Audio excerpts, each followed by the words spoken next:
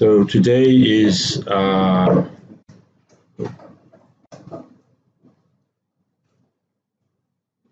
December the 22nd, 2018, and this is the tutorial number 2, or the second tutorial for fundamentals in derivative trading. I want to welcome everyone.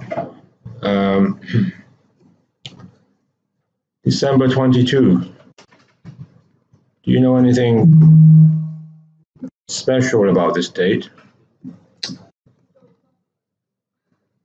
Hold on a second. Hello? Hi, I'm in a class. Sorry. Okay. Bye.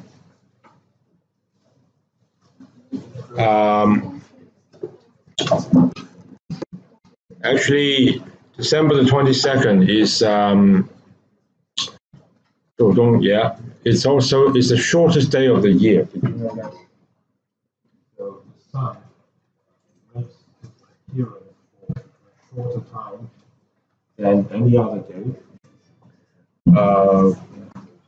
So in Hong Kong, maybe the sun will set around 6 o'clock. Here in Scandinavia, it will probably set around 2 p.m., maybe even earlier. It's called winter solstice. There's a name for that, solstice. And of course, correspondingly, June 22nd is called summer solstice. That's the longest day of the year. It's easy to remember. But anyway, that's got nothing to do with trading, okay? Talking about dates, actually, if you are a trader or a hedge fund, if you're a fund manager, if you're an investor, there are certain dates in the year that you should pay particular attention to. I can think of at least 2 examples. The first example is the first Friday. I'm talking about the US market, okay? The first Friday of every month. What happens on the first Friday of every month in the US? Very good. Who said that? Okay. I can always trust when it comes to rise to the occasion. It's the employment. They call it the employment situation report, but it's actually the unemployment figures. The Bureau or the Department of Labor or whatever they're called. So they issue this report about unemployment and also what they call non-farm payroll. Okay, if ever one day you become a trader, even if you're not a trader, okay, if you're just in the markets as a fund manager, you will know these things. Okay, so non-farm payroll is just the number of jobs that are created in the US. The second example actually is, have you heard of triple witching? You know what? Don't Google it. You don't need to Google it. Okay, if you know it, you tell me. If you don't, you don't. Okay, I'm not after the right answer from your electronic device. Does anyone know what that is? Okay, now triple witching is, again, this applies to the US market, is when you have stock index futures and stock index options,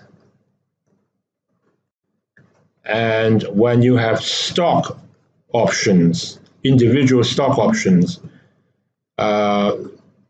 all actually maturing on the same day.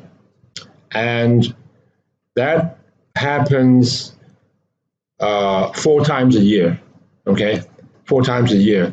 So the third Friday, unless it's a holiday, of January, no, sorry, not January, March, June, September, and December, basically the 4 seasons. Okay, now the last time that happened was last night. Okay, so because the yesterday, December 23rd, I think that was the third Friday of the month, was it not? Okay, so you have, index futures. I'm talking about the December. So the December 2018 contract would have settled last night, and also the stock index options, and also stock options on Microsoft, Amazon, IBM, JP Morgan, whatever. Okay, so I think the message here is, if you are a trader, if you are a big fund manager, okay, and you need to put on a big position, or let's say you need to square a position you already have, okay, try to avoid those dates, is my advice, okay, because the market can be unusually volatile for no reason other than that there are a lot of activities concerning other people, okay, so it may not have anything to do with fundamentals. In fact, so yesterday was triple witching day. There is even a thing called the triple witching hour. That is the last hour of trading before the market closed. That would be, I think, between 3 to 4 p.m. New York time. So that was just like 5 hours ago. There's a lot. So the last hour of the last day, can be quite volatile. Okay, just for your interest, I thought I'll mention this. Okay, because this is supposed to be a class about trading. Okay, now let me run a few things by you on the housekeeping front. So there is actually well, it's not new, but we revised the course outline, which is now in Blackboard, and I'll tell you what changed. Okay, not much, but so I'll tell you exactly what changed.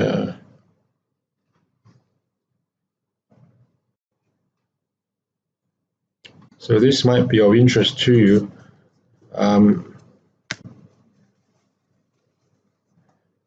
What changed is, oh, that's not correct.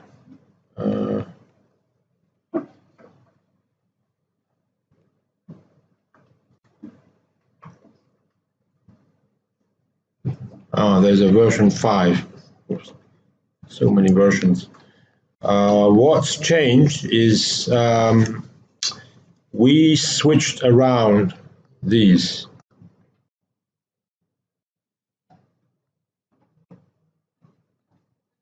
So we were planning to have a lab session on December 28th, next week. Next week there is a lecture, okay, on Friday, but it will be in the same classroom as of last night, okay? And then when we come back after the new year, so the first class we will hold in the lab in 409. Actually, what we have tried to do, as you can notice, is that all the classes are held in CYT. So we try our very best to get that organized. So for this course, if ever you are lost, you don't know where we are, just walk up and down CYT and you'll see us somewhere, okay? No, I'm kidding. All right. So that would be next week. Please go to the classroom just like yesterday, okay? And also, I have updated the tutorial allocation. So you should now know, you should not have any doubts about which tutorial you belong to. and that list is here. Okay, it's also on Blackboard, so if in doubt, go and have a look. Everybody should be here. We have 48 students this year for the whole class,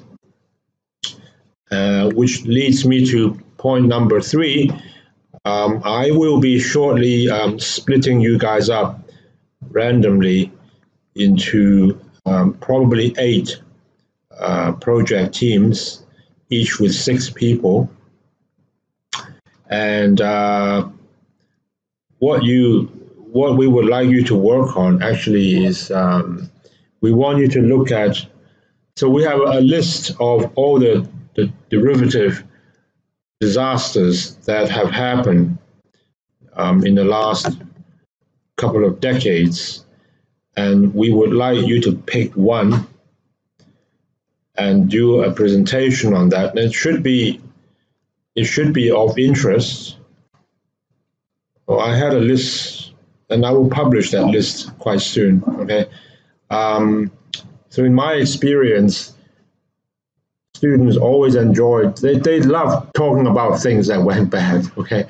And there are some high profile disasters in the last 15, 20 years. So you just got to pick one and do some research, tell us about the background, tell us what went wrong, and tell us how you think things can be improved on it and so on. Okay, just give a coverage on that incident.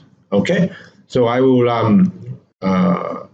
so shortly I will split you guys up, and then I'll let you know the topics. Okay, do you guys want to choose your own topics?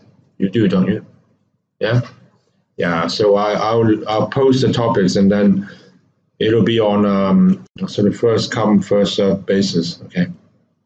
And the other thing is that so Xin-Ming posted an assignment in Blackboard. Now that one is actually due in 3 weeks.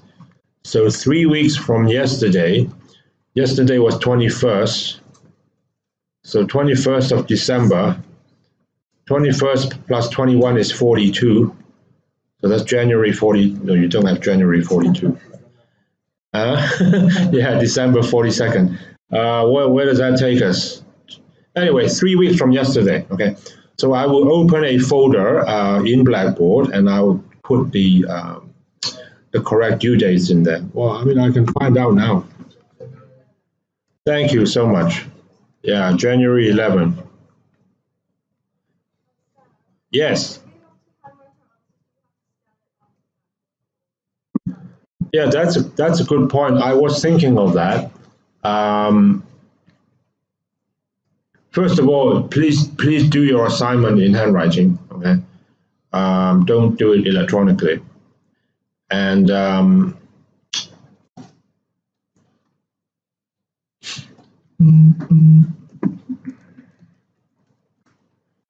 I think if you do it in handwriting and then you scan it and then you submit, I think that would be the best. Okay, so do it in handwritten form, and then submit to Blackboard in a PDF format. Okay. So when I create the folder, I will give you the instructions on that. It's just that while you are here, it's very convenient, and I can tell you right away. Okay. So next lecture is December 28th, and the next tutorial for us actually is we will meet again next year. Okay, so I'll see you next year. If in doubt, this timetable is correct. Okay, so now you are here. Now let me. I want to pick up on a number of trading fundamental ideas. And Xin-Ming has very kindly given me a free hand. Now, some of these things I'm going to tell you are relevant to the course. There are some other things that, if you learn it, okay, it will simply help you as an investor. Okay, so you should try. Don't shut yourself off just because you think, oh, I don't need to know this for the exam. Don't worry about the exam. I never worry about the exam, okay? Um, I'm not here purely just for the exams, okay? I want to tell you a bit about order types to start with, okay? And in fact, some of these will be relevant to the trading exercise that you are going to do in January when you come back, okay? Now, there are a lot of different order types and probably like 40, 50 different types. So I just give you the most common ones, okay, which you can see up there. Probably the most common one is a market order. Then there is a limit order, stop order, stop limit order, and there's this thing called OCO.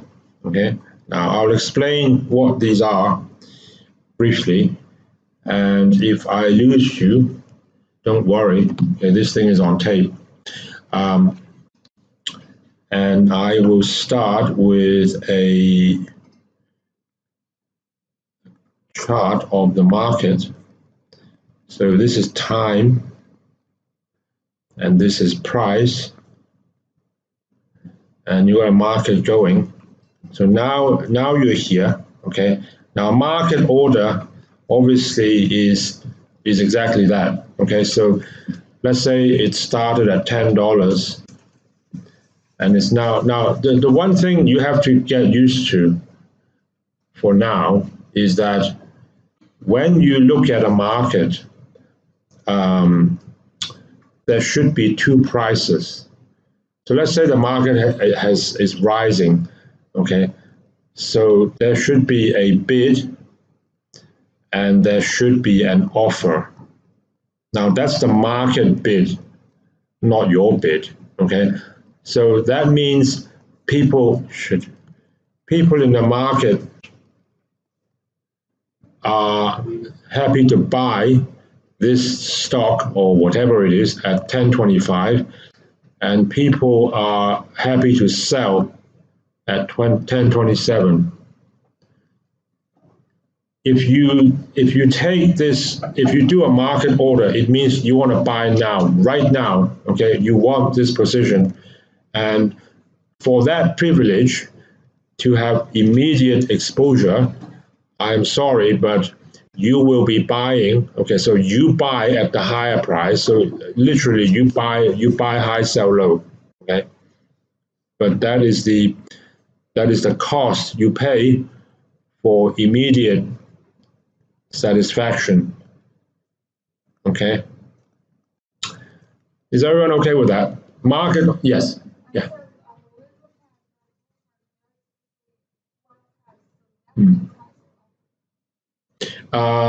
When you look at Bloomberg, or not just Bloomberg, but a lot of other trading platforms, you normally would have a bid and ask, and there is a last price, okay? Let me explain what these are. So let's say I'm just going to copy to bid 10.25, ask 10.27. Now imagine you as an investor, you as a trader, you now go in the market and you wanna buy this stock. What would happen? You buy, okay? So the language that people use is you're gonna trade on this side, right? So if you were to buy, you would be buying at 10.27. So the last price that will flash up like this will be 10.27. The price you see in Bloomberg is that one. Are you with me? Yeah. But if you have some stocks, let's say you already have some stocks and you want to sell, and you manage to sell at the market price, then the last price that show will be 10.25. So last just means the actual price that transacted. Yeah. Okay. Yeah.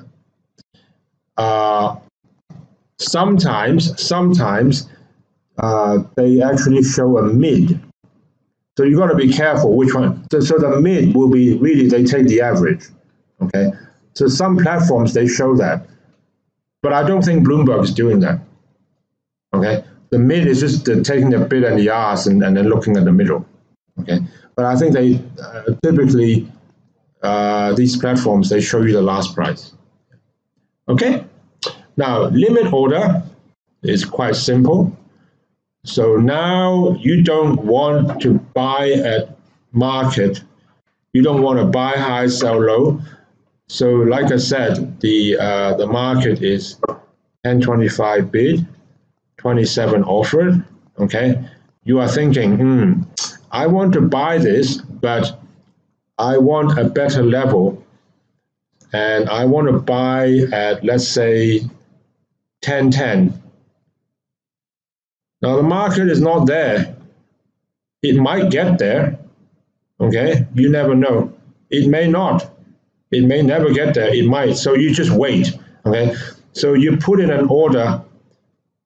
So buy at 10.10. Now that is called a limit order. So a limit order is always when you want to drive a hard bargain. So you always try to buy cheaper, or you want to sell more, you want to buy lower or sell higher. Okay, so this one is kind of buy high, sell low if you want. Okay. Well, you just buy at market. Buy at market. With a limit order, you try to buy low, sell high. But the problem with that is it may not happen for you. If the market just keeps rising, then your order will never get done. Okay. Now, a stop order is something different. Stop order is kind of buy high, sell low. And you must be wondering, what crazy person would do that? So if this is the market right now, 10.25, 27, you put in an order to, let's say, sell. Now, if you were doing a limit order, as I said, you want to sell at a higher price, but here you actually want to sell at a lower price. Maybe you sell at 10.15, okay? The market is 10.27. Now, why would you do that? A so-called stop order, if you want to expand that term, it actually stands for stop loss, okay? How to say? 止蝕. Yeah, I don't know how to write that. Okay.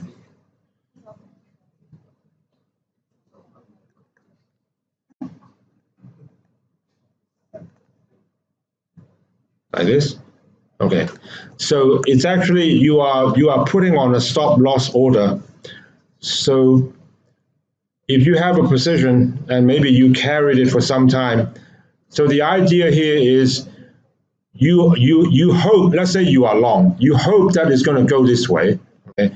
Maybe you bought it here and it's just been dropping and dropping and dropping, and you're thinking, I can't take this pain anymore.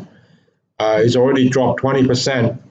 So if it drops some more, I want to be out, because your psychology is, if it goes below this level, I think it's just going to do this. Okay, that is why you want to stop out, to prevent some kind of disaster. Okay, now nobody can be in front of the screen 24/7. I mean, some people try. Okay, it's not good for your health. So that is why you need orders to help you manage your positions and your risk while you're away getting a cup of coffee, and then something totally unexpected happens. Okay? We seem to have an unexpected event coming up in just a few hours' time. Are you aware of that? The US government is facing a shutdown in about 4 hours' time. You see that on the, I don't know what's going on over there, but it's turning into a circus. So the market actually was very concerned last night, or all of this week. It's been very busy. Anyway, now, so stop order is so the way this works is if the market is now trading at 10, 25, 27, and you put in a stop order or stop loss order at 10.15, then when it trades at 10.15, then basically you will sell at the next price. Okay. Now, here's a problem. So markets are not orderly the way you queue up for hamburgers in a restaurant. Okay, markets are very chaotic, and prices don't go like 10, 15, 10, 14, 10, 30. No, they don't. They jump around, and sometimes they can have gaps. So maybe the one price is at 10, 15, and then the next price is 10, 12, or maybe after 10, 15, the next price, it crashes all the way down to 9.82. That can happen, okay? So you're thinking, well, if I have a sell order at 10.15, and now it trades through 10.15, so this is 10.15, so I have to wipe that out. So 10 would be somewhere around here. It trades through 10.15, and then it drops all the way to $9.80, okay? Now, maybe this is not really what you want. When you put in a stop order at 10.15, you want to sell somewhere around there, and you don't want to see the market crashing and then sell at a really shitty price down here, okay? Now, this is when the stop limit order is actually quite useful, okay? Now, stop limit order is this. So stop limit order is a bit different from the stop order. Now, first of all, what is the stop order? So like I said, the market is now 10.25, 27, and you put in a stop order to sell at 10.15, and the market is kind of doing this. Now, the moment it trades through, you will get the next price. So the next price could be down here, okay? Could be 9.80. Now, maybe you don't like that. So a stop order at 10.15, you're going to pick up, you're going to sell at this price. So what you can do is you do what's called a stop limit order. Stop limit order. Now, there are two parameters for that. The first one is the stop level. Where is your stop? And where is your limit? I'll explain what these things are, okay? So let's say your stop is 10.15 and your limit is 10.05. So that means if the market trades through 10.15, you will get the next price. But if the next price falls below your limit,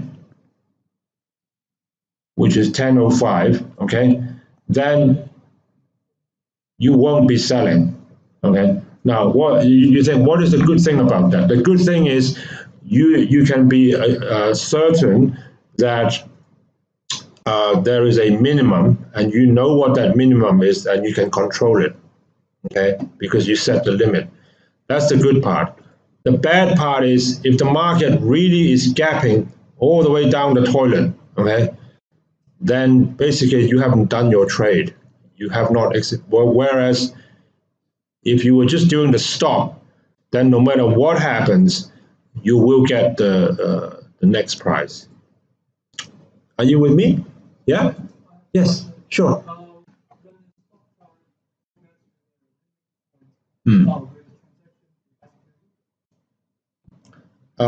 When you say go back, now you have to remember you are really talking split, not even split seconds. You're talking like milliseconds.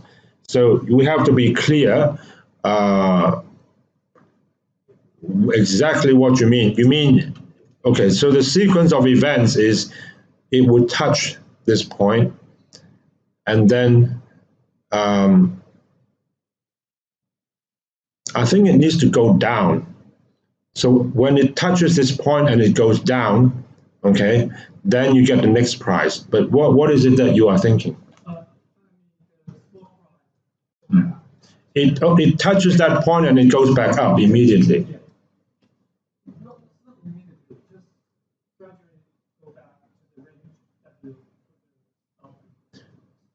You mean this range? Well, if it touches this point and it goes down, then you will sell. The moment it touches this point, it will trigger your order. Okay, so basically, okay, another way to think about this is when this point is touched, your stop order becomes a market order. That's one way to think about it. Yeah.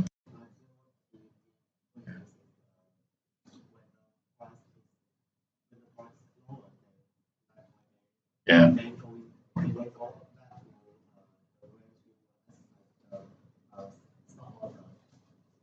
Ah, right.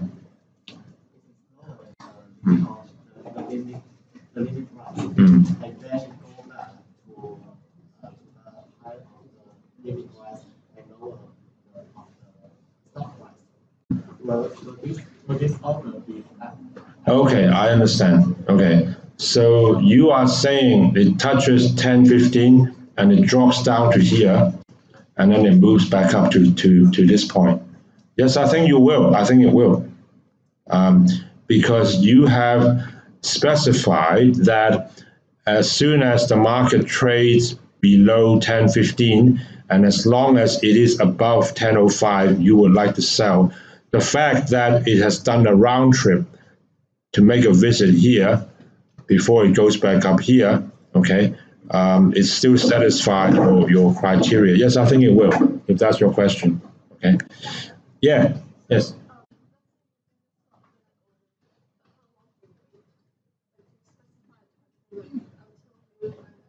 Yeah. There are different ways to do that. Typically, it actually depends on the trading platform. You can put in either day orders, so they will expire at the end of the day. You can even put in a time limit, let's say a couple of hours, or you can say good till cancel. So good till cancel really just means that until you cancel it, it will stay there. I don't mind telling you there have been times when I put in an order to buy something. I thought I put in a day order. So at the end of the day, I checked, okay, the market never got there. So, I don't have an order anymore. But actually, mistakenly, I put in a good till cancel. So 2 weeks later, suddenly I got a trade. Oh, what is this? It's actually something I entered and I forgot to cancel. You know what I'm saying? Yeah. So that can happen too. Okay. Now, good till cancel is not really an order. It's really just an instruction that how long you want this order to hang around for. Okay. OCO is something else. One cancel the other. So one cancel the other is, so let's say, so the market is here, 10.25, and is happily trading, and you let's say you want to sell, or it doesn't matter. Okay, maybe you want to buy some more here. You want to buy some more at 10.10. So this is kind of a limit order. Okay, but you want to sell. Maybe you already have some stocks, some of this stock, but you're happy to buy more if it goes down, but you want to sell when it goes, if it goes up. So you sell at 10:30, okay? But if this one gets executed first, you cancel this one, okay? And if this one gets executed, this one is automatically canceled. That's called OCO. Okay? So a lot of these things, they're supposed to help you manage your portfolio. Okay, it's a lot of fun, to try and figure out. First of all, figure out what they are, number one, and second, what are they for? Is it for fun? Does it really serve a purpose? And is it going to help me with something that I have in mind that I really want to do? Okay, at that time. Okay. Now, so good to cancel is just time related. Okay. There are some other what I call execution techniques. Now, these are not price related. So there's one called IOC, which you see sometimes. So IOC is, let's say you want to buy a lot of stocks. Let's say you want to buy 5,000 Microsoft, and you want to buy that at Microsoft right now is about $100 per stock. Okay. Now, immediate or cancel is, so right now you want to buy 5,000. Maybe there isn't anyone in the market who is happy to sell 5,000 at this price. Maybe there are only 3,000 sell orders.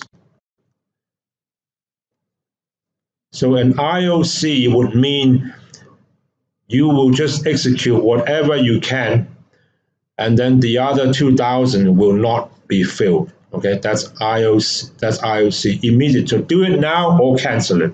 Okay, and you send that out and see how the market reacts. Okay.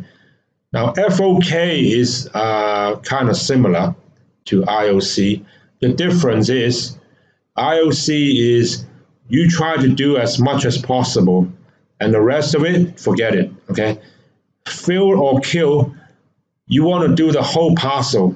So I want to now I say 5,000 here, but it could be a lot. It could be like 500,000, whatever. Okay, so you want to buy a big parcel or sell a big parcel. You want to do it at this price. You do it right now for all of it, right now, right here, or forget it. Okay, that's fill or kill. Okay. Pegged orders is a technique that traders sometimes use, and it is a kind of double limit order. So for example, if the market is now trading at 10.25,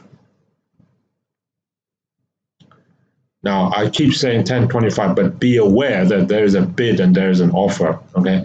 But anyway, somewhere around 10.25, maybe you want to, you put in an order to buy at 10.20, and you put in an order to sell at 10.30. Now, nothing will happen for you because you can't buy cheaper for now. You can't sell cheaper for now. So let's say the market moves in the next instant to 1028, 1028, 1030. No, that's not 10. Sorry, this range is too tight. So you want to buy at 1010 and you sell at 1040. Let's just say, okay. And now the market moves up 5 cents to 1030, 1032. So you actually will, your order will automatically change to something else. So now here, you want to buy 15 cents lower and you want to sell 15 cents higher than 1025. So the market is now 1030.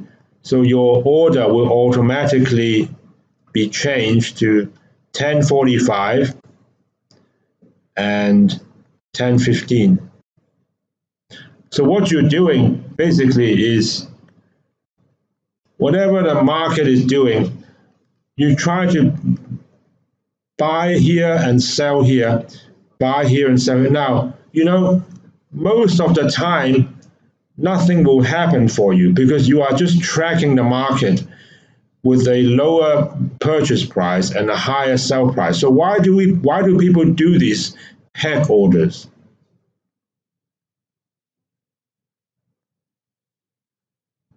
It's sometimes called walking the book.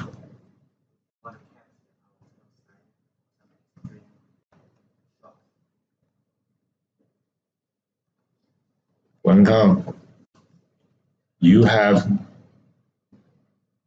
a great talent to be a trader, I think. That is, did you guys hear what he just said? I think he deserves at least a couple of dollars. Okay, you are doing that in case there are some. So let's say this is now you want to buy here, you want to sell here, and suddenly the market does this. Okay, and it happens. Okay, so what does that mean? You manage to sell something in an instant and you manage to buy it back. Okay, that's what they try to capture. These are called pegged orders. Okay, now they have to be very, very, very fast, which brings me to my next point. Okay, now these are, these are really for your interest, and they are interesting, but for your trading exercise in January, the most relevant ones actually are this one and this one, okay? The market order and the limit order, you have to understand because you're going to be using them in the trading software, okay?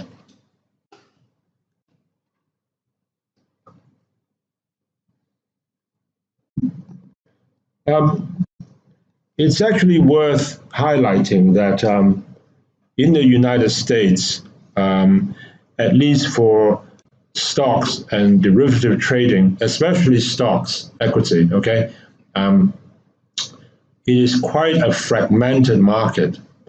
So apart from the ones that you know, like New York Stock Exchange and NASDAQ, there are many other exchanges that maybe you haven't heard of, but they are functional. Give you some examples, okay? Stock exchanges.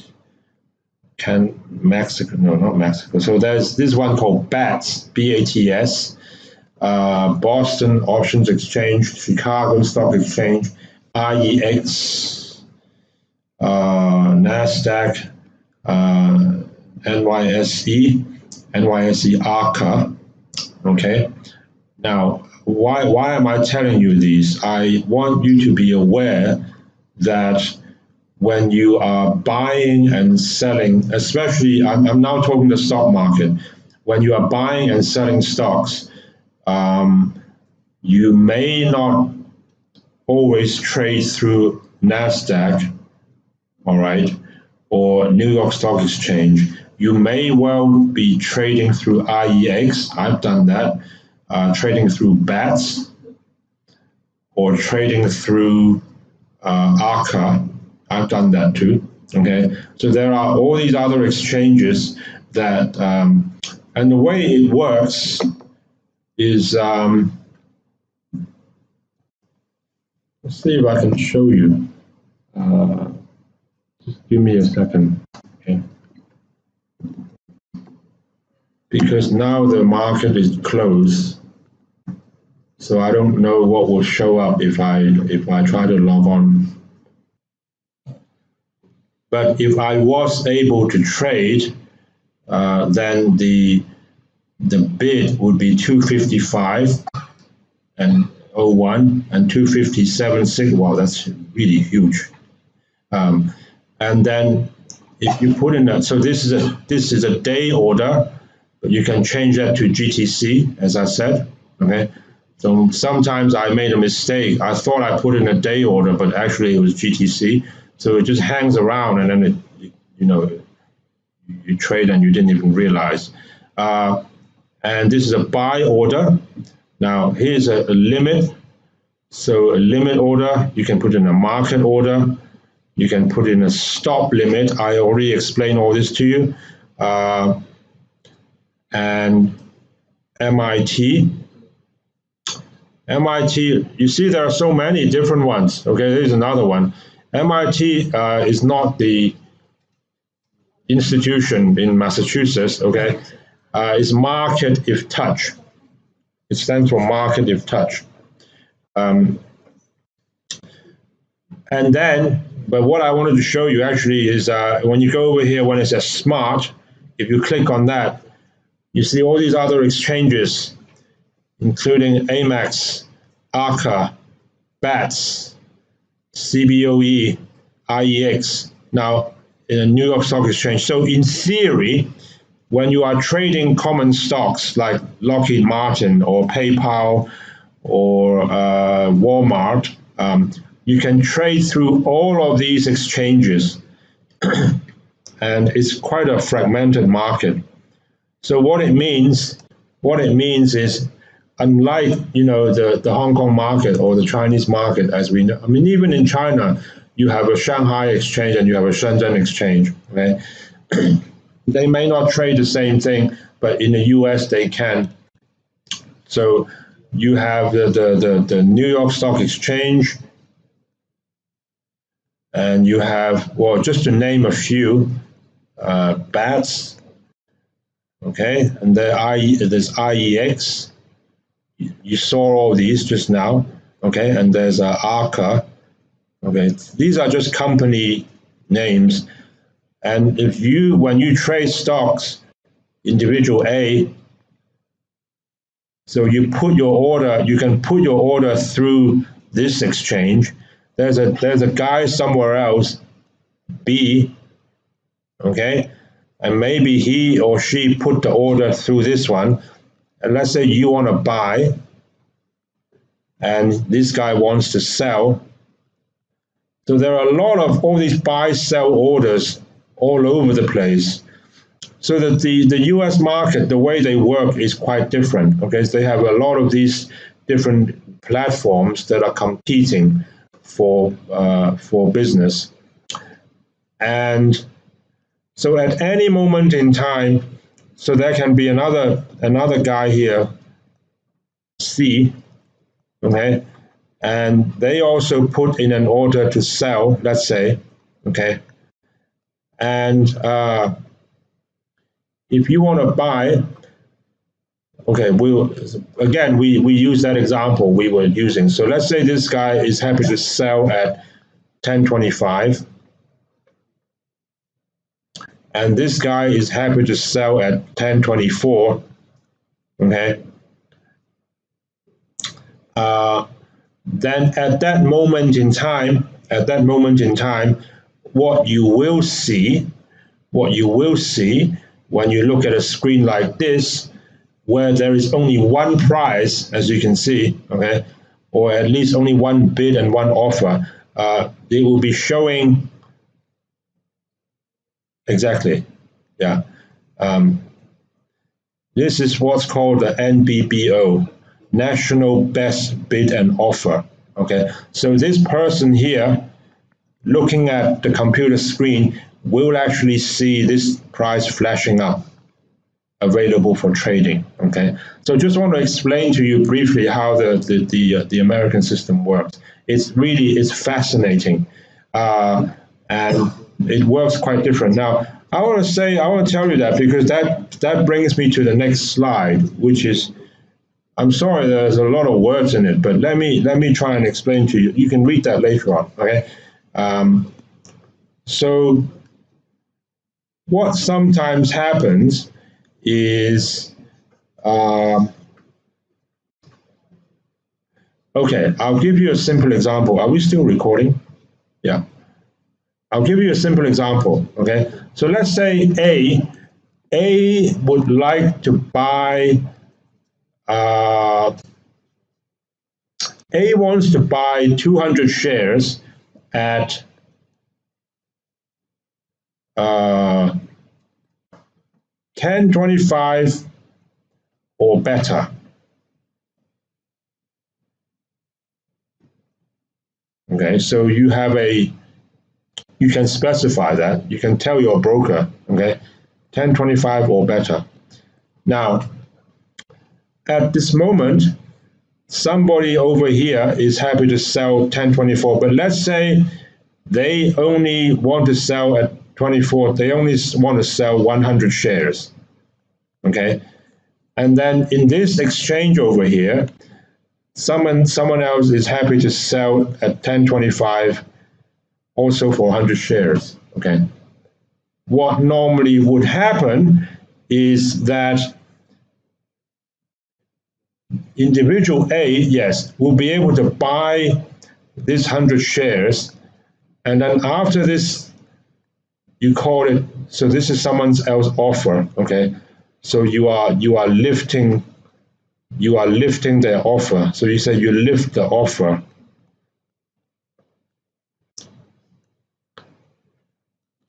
So there's a bid price.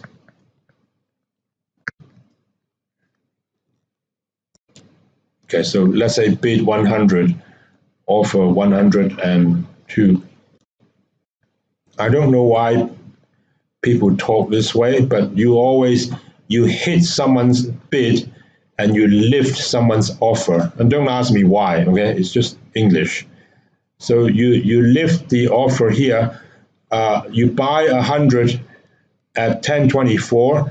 So immediately this screen will change. So by law, it should now show that there are 100 stocks available for you to buy at 10.25, okay? Because this is now the new national best bid and offer, or is the best offer anyway, okay? Now that is the rule, and I think in China they may well follow something similar like that, okay? However, there is this rather strange rule in the US, and this has to do with what people call flash trading, okay? So I'm just telling you that for your interest. What the hell is flash trading? So I just said to you, if individual A wants to buy 200 and they see that in IEX there's only 100 available, okay? So by law, after this trade is done, then NYSE will be able to flash up their price, okay? But there is a rather strange rule in the US that before IEX surrenders the price indication to New York Stock Exchange, IEX is given some time where it can tell the clients of IEX that have direct hardware connection with IEX. So IEX will actually ask these clients, okay, are you interested to sell another 100 shares at 10:24. Okay, if you are, let us know, and we will sell to this guy over here another 100. Okay, now that is what's known as flash trading. Now, how long can they do that for? How long is this order online? 500 milliseconds. Now that is actually half a second.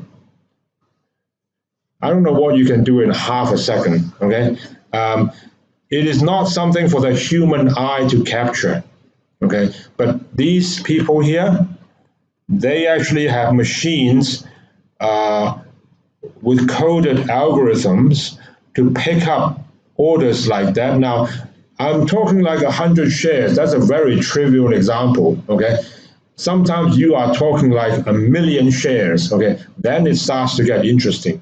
And all this stuff about high frequency trading, okay, a lot of it actually centers around being able to pick up orders. So let's say you are Bill Gates or you are George Soros and you want to buy or sell a huge parcel so big that the market is not able to digest at one moment, then now who are these guys? Okay, people like Morgan Stanley, Goldman Sachs, so they also are involved, and hedge funds are involved, high frequency traders are involved. Okay, so if George Soros is putting in an order to buy or sell something, wouldn't you like to be the first one to know? Okay, so that's the idea behind it. And I want to explain to you first. Now, you can actually read this later on. There are too many words here, okay? So you can read that at home. But if you are interested, I recommend there is a book by Michael Lewis. Yeah, it's called Flash Boys, I think, which is a pretty fascinating account. Although some people accuse him of being a bit biased, and it's not a fully accurate reflection of this industry. It's basically talking about high frequency trading.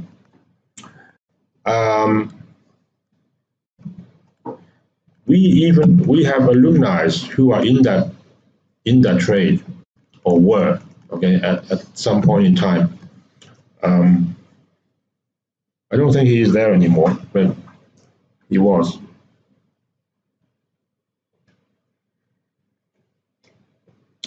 I think 500 milliseconds is just about enough time for you to blink your eye once only. Okay, yeah. Now, let me, okay, so tell you something more, okay? And this is a story, actually it's a true story. The story of Spread Network, which, as I recall, is actually featured in the first chapter of that book, Flash Boys. Now, I think this is something that can only happen in the US. I don't think, well, you decide whether it can happen in China or not. So in the United States, they have two major trading centers, New York and Chicago. And most of the stock trading is concentrated in New York.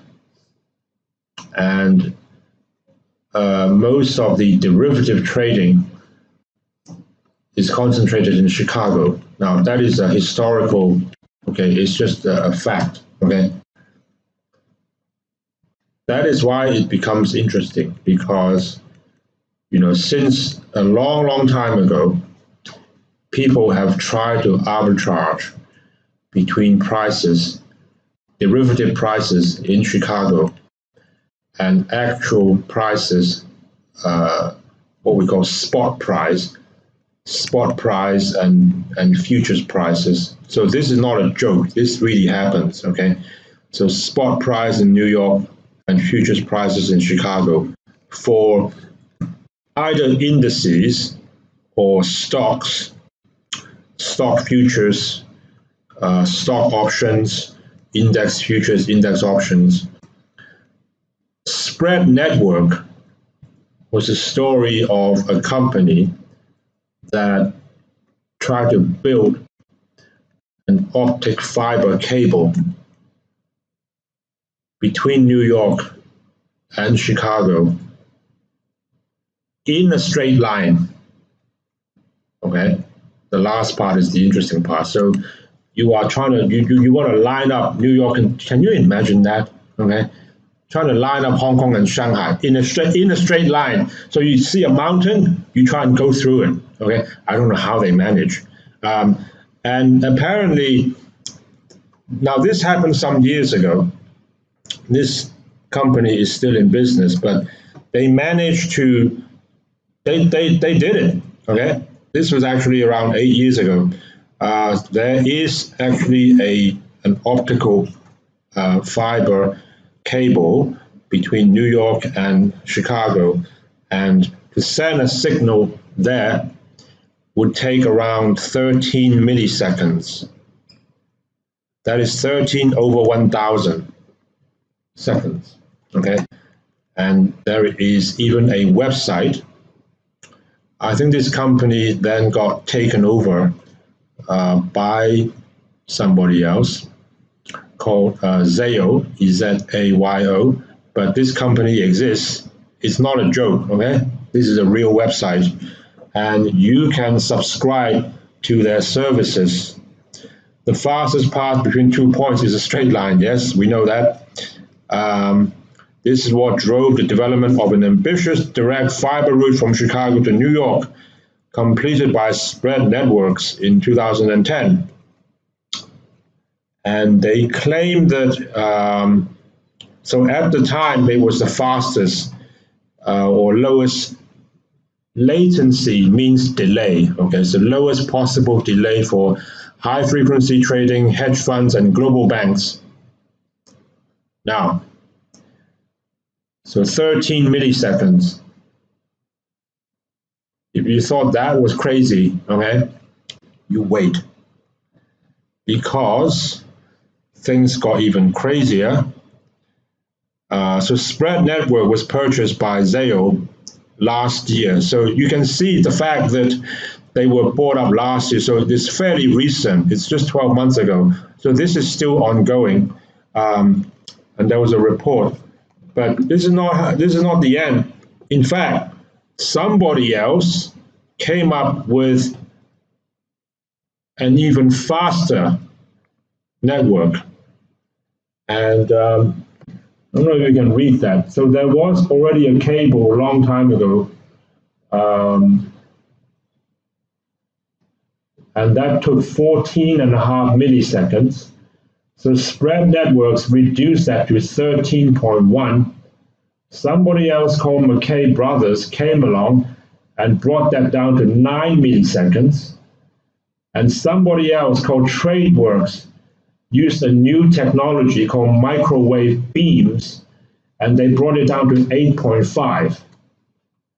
So now these guys are basically obsolete. So I don't know why they were bought up. Maybe you can use that for some other purpose. But this is the fastest that we know. So it's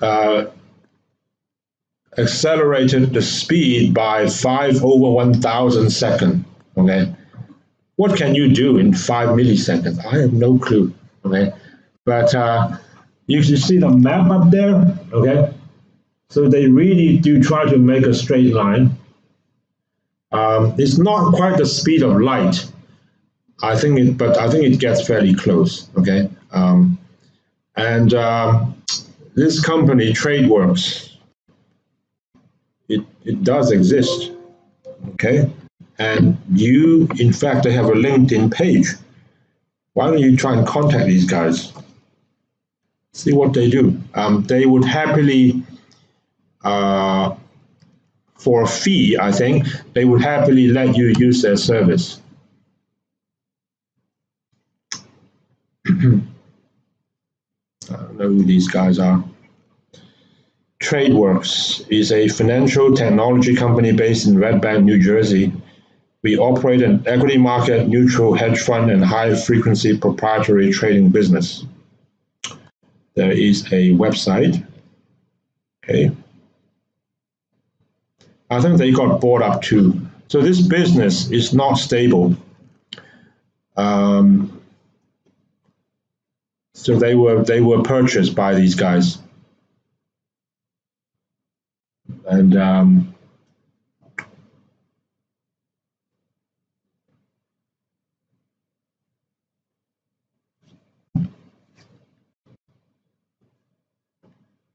microwave beams through air. TradeWorks is highly secretive, but the company is open about the price of a subscription, $250,000 a year. Okay? If you're a hedge fund and you think you have the right program, you just need to speak. Why not? Okay. Do you have any questions you want to ask me?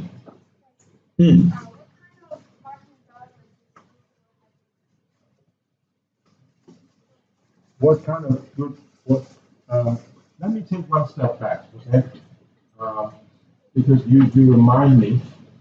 The reason you have these crazy 8-millisecond microwave beams in the US is because it is a fragmented market and they have 2 trading centers. So I can think of another country, Japan, where stock trading is focused in Tokyo, but a lot of the derivatives are actually in Osaka, for example. Okay, now you wouldn't find that in Hong Kong because everything is just here. You wouldn't find that in the UK because everything is in London. I don't know in China. So there's a Shanghai Stock Exchange, right? The futures are also traded there, correct? Okay, so you wouldn't find it there. Now that's not, I'm not talking high frequency trading. I'm talking about inter-center arbitrage between city A and city B. To your question, high frequency trading is suitable for markets which I think have more advanced hardware capabilities, very robust, very solid platforms, lots of investor activities, lots of trading, lots of liquidity, good bid-offer spreads, and tight and competitive markets. So all of these things, basically all the things that you'd find in mature markets, is good for high-frequency trading. Yes?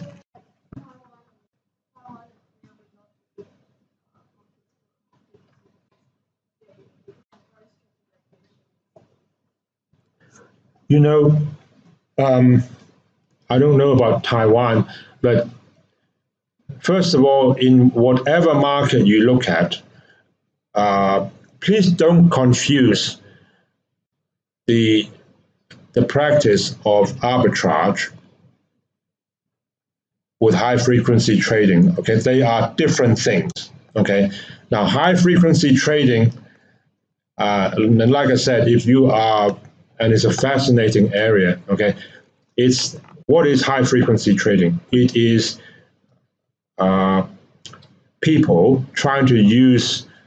You can't do it manually. Okay, so it has to be machine driven. It has to be computer program driven.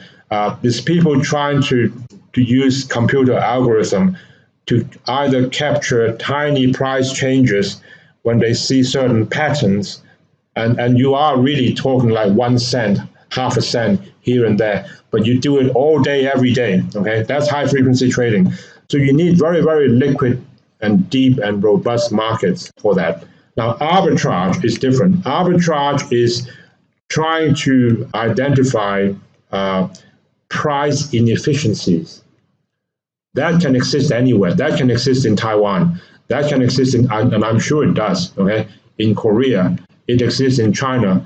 In fact, if you want to talk about arbitrage opportunities, okay, and let's say market sophistication, I would argue that the more sophisticated the market, the less opportunities there are. But high frequency trading is something completely different, okay? And this is actually it's a very controversial area, and it's a fascinating area. And the fact that some of our alumni have gone into one of these firms in Hong Kong, he was based in Hong Kong. I think the firm was Australian, okay? Means there are opportunities, you know, even in this town. I don't know which markets they were trading in. Probably the Australian market and some Asian markets. Okay, now I was going to tell you about this, and I was going to talk about delivery in futures, because yesterday Wen Kang asked me a question also about delivery, and I promised him I would answer it. I've written his name down here, so I won't forget. But let's try and do that next time, okay?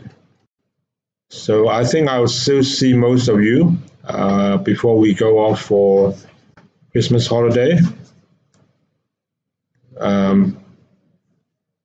So I wish you Merry Christmas later on, all right?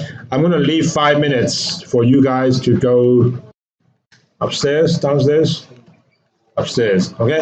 So look out for your email and also on Blackboard, because I will be communicating to you regarding the assignments and the groups and so on, okay?